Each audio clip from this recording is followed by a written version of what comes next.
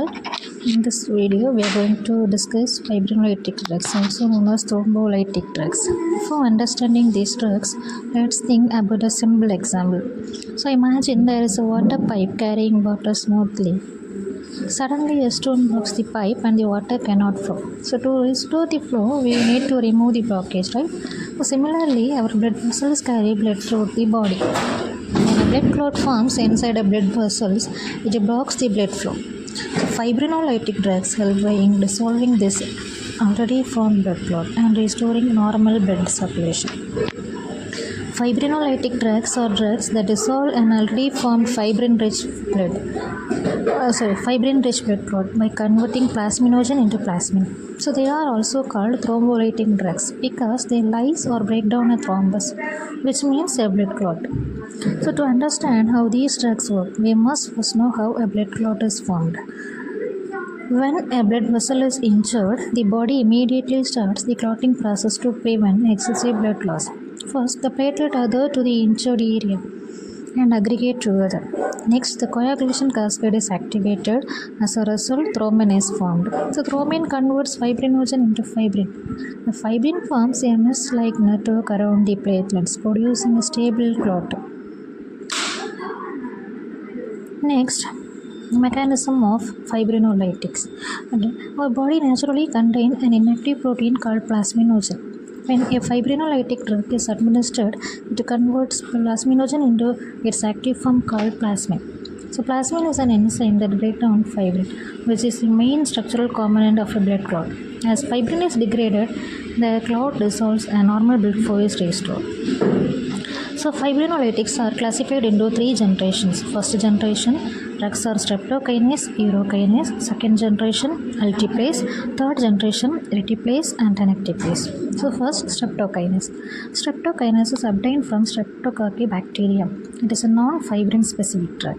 It activates plasminogen throughout the body, not only at the clot. Therefore, it has a higher risk of bleeding. Since it is of bacterial origin, it is antigenic and may produce allergic reactions. Urokinase directly converts plasminogen into plasmin. Unlike streptokinase, it is a non-antigenic, so it is mainly used in selected thromboembolic conditions.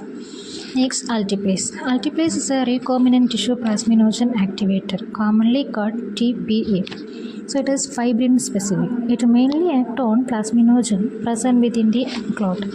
Therefore, it causes less systemic fibrinolysis compared to streptokinase. Next, reteplase. Reteplase is a modified form of alteplase. It has a longer half-life. It can be administered as an intravenous bolus. Next, tenecteplase. Tenecteplase is a genetically modified tissue plasminogen activator. It is more fibrin-specific than alteplase. It has the longest half-life among commonly used fibrinolytic drugs and is usually given as a single intravenous bolus. Fibrinolytics are mainly used in the following conditions. There are acute ST elevation myocardial infarction, acute ischemic stroke in eligible patients, massive pulmonary embolism with hemodynamic instability, selected cases of deep vein thrombosis, occluded intravascular catheters. Next, adverse effect of fibrinolytics. The most important adverse effect of fibrinolytic drug is bleeding. The most serious complication is intracranial hemorrhage. Another adverse effect include hypotension, allergic reactions of the streptokinase, and reperfusion arrhythmias after successful clot dissolution. And next, contraindications. Fibrinolytic drugs should not be used in patients with active internal bleeding, previous hemorrhage stroke, recent brain or spinal injury, severe uncontrolled hypertension, major trauma. Fibrinolytic drugs should not be used in patients with acute internal bleeding, previous hemorrhagic stroke, recent brain and spinal injury, severe uncontrolled hypertension, major trauma, and suspected aortic dissection.